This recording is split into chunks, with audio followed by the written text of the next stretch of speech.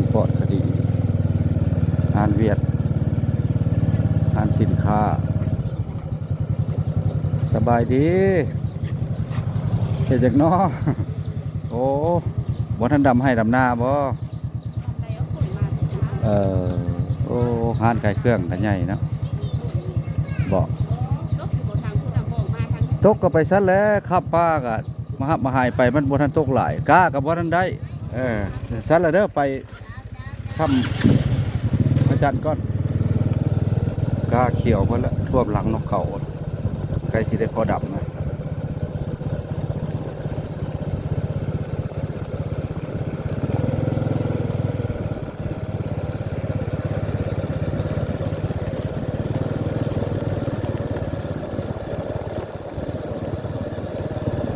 สอนกระทงหน้าเนี่ยนะ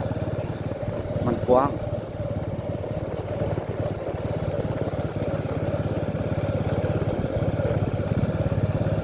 เห็นสิว่าบ้านนี้กระหุ่มพาด้วยหินปูนเนี่ยพาหุ่มไปด้วยหินปูนภูเขาหุ่มไปด้วยพาหินปูน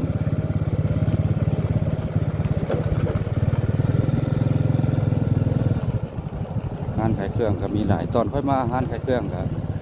มีห้านเดียวน้อยๆประมาณ25-26 ปีเนี่ยนะตอนค่อยมาห้านขายเครื่องเดไปนี่บ้านปอดคดีงานเวียดงานสินค้าสบายดีเฮ็ดจักน้อโอ้บ่ทันดำให้ดำหน้าบ่โอ้ห้านขายเครื่องกันใหญ่เนาะบ่ตกก็ไปซัดแล้วขับป้าก็มาหับมาหายไปมันบ่ทันตกหลายกล้าก็บ่ทันได้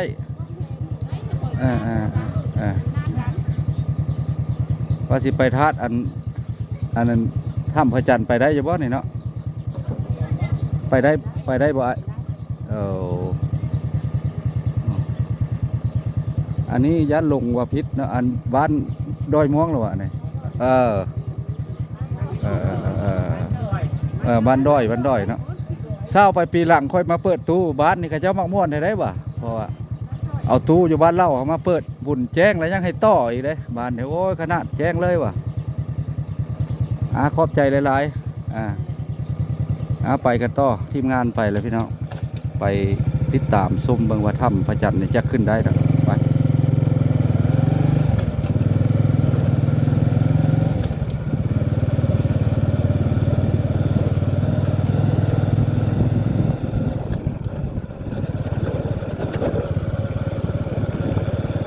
ไปไวแท้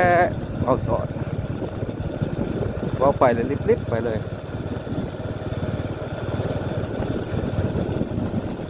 ถ้าว่าเห็นคู่เห็นคนค่อยจะมักถามเนาะ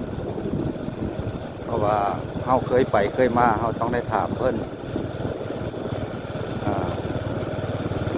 ไปบ้านนั้นบ้านนี้แต่ต้องได้ถามถ้าว่ามีคนอยู่ต่างประเทศเนาะที่ว่า FC ที่ว่าเคยไปอยู่ประเทศนอกเนาะก็คอมเมนต์มาเด้ออันนี้มันบ้าน FC บอกหรืออะไรอยู่ทางสหรัฐอเมริกาเขาเนาะอันนี้ก็คือบ้านม่วงด้อยเนาะบ้านเพิ่นว่าบ้านม่วงด้อยบ้านผาแหลมไปถามเพิ่นละเอียดว่าโบพาดแล้วว่ะแม่นแล้วว่ะอันนะเพิ่นกับบ่ทันได้เอากะคือกันเพิ่นว่าฝนบ่ตกหลายถ้าแค่ตกหลายบอกว่าแล้วบ่ตกคือเดียวว่ะอันนะเพิ่นก็คล้องว่าถ้าจะฝนมาเนี่ยนะบางคนก็บ่ตกเอา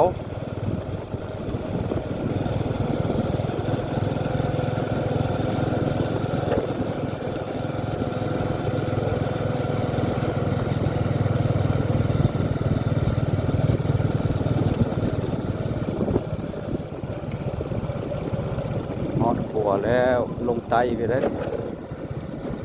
ลงไตไปเลยคลิปนี้ถ้าว่ายาวเกิดไปก็จะได้ตัดเป็น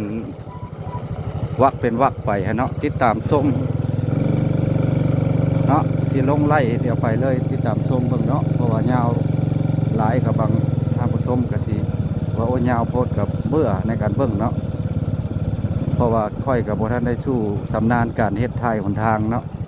นี่เด้ออันนี้แยกไปถ้ำอันนั้นทางนั้นไปบ้านหนึงอีกต่างหากนี่อันนี้ไปท่านมุกพรเนี่ยไปเนี่ย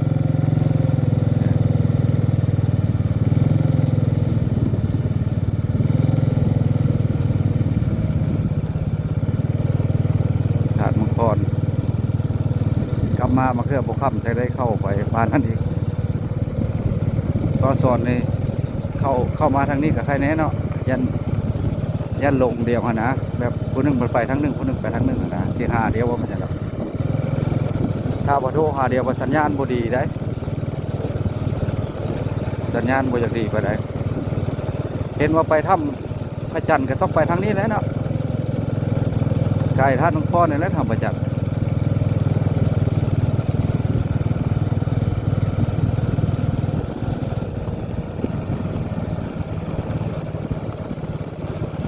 ค่อยแล้วมักอยู่แบบอยู่ธรรมชาตินี่แหละ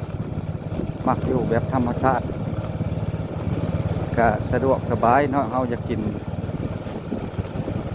อันเครื่องธรรมชาติกับไปหากินกับสิพ่อได้อยู่ได้กินเนาะลูกกบลูกเขียดหรือว่าไปก้านไปเยื่องเนาะเราจะเข้าไปตัวเมืองก็สะดวกสบายแล้วเราก็เอารถจักรไปก็ได้หรือว่ารถใหญ่พวกมีรถใหญ่ก็ได้เนาะเข้าไปแล้วไกลสิงห์ทานเมืองพรแล้วพอเห็นแล้ว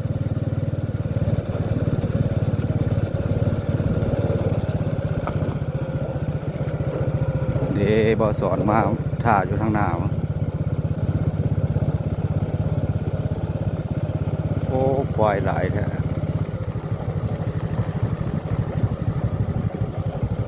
อยากคือธรรมชาติเนาะหัวควายยังเห็นเพิ่นกันยังเลี้ยงไว้ให้เฮาเห็นถึงสิบ่ได้ใช้งานมันก็ยังเลี้ยงไว้เบิ่งหรือว่าไว้ขายเนาะมันก็บ่แม่นว่าสัตว์ที่ว่ากินน้ำเฮามันกินหญ้าเนาะมีแต่เฮาปกปักรักษามันนะทานใหญ่ๆเพิ่นขายเครื่อง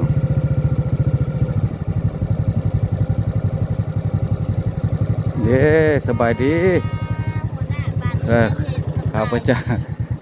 เจ้าเก่าเจ้าเดิมโอ้เห็นอยู่บ่กดไลค์กดแชร์ให้ฮะเห็นอยู่มากับพี่ได้อ้ายอยู่ตู้แช่น่ะอ้ายไปเอาไปตู้แช่แขกมาหลายบ่มื้อนี้ก็บ่หลายปานใดเด้มีอยู่บ่หลายธรรมดาบัดราชการทะเลเบิ่งคลิปอยู่บ่เนาะเห็นอยู่บ่คลิปเห็นอยู่บ่เห็นกดแชร์ให้อยู่ยกโปให้อยู่แล้วออกคลิปเนาะตลาดอันหัวให้หัวแน่ให้สบายดีเจ๊ป้าแต่คือว่าสวยกว่าเก่าเนาะฮะใช่มือไปหันบ่คอยอันไก่อันนี้ลงไปให้เบิ่งค่อยนี่ค่อยบอกเจ้าอยู่นี่คือว่าส่งคลิปมาค่อยเบิ่งแน่ว่ะ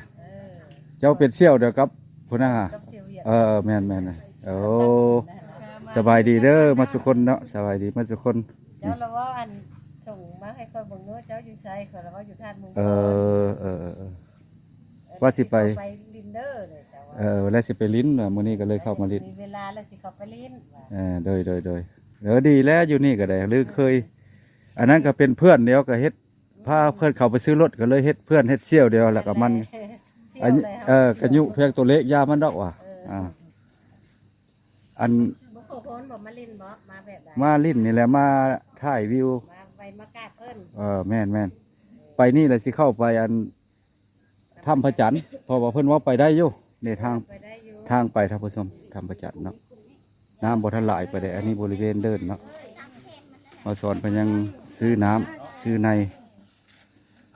มาโอ้เลี้ยงตลอดแท้หัวหน้าเฮานี่อาจารย์สอนเลี้ยง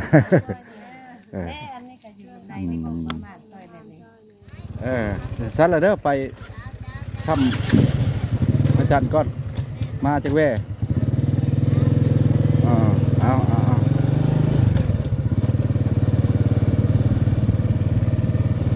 วิดีโอนี้ก็ขอยุดเพียงสำนี้เนาะมันยาวโพสิตัดไปใส่คลิปที่4ติดตามชมคลิปต่อไปเนาะ